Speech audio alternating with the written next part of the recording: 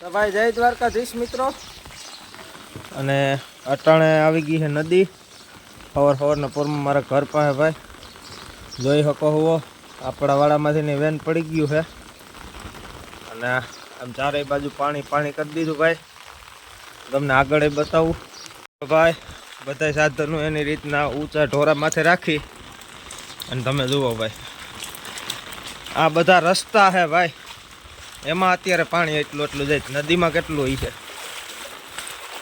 જુઓ તમે.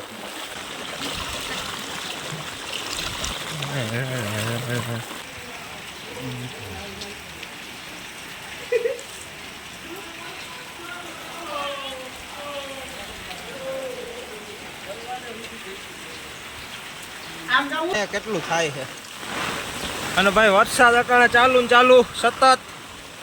હવે જોઈએ કેટલું પાણી વધે ભાઈ.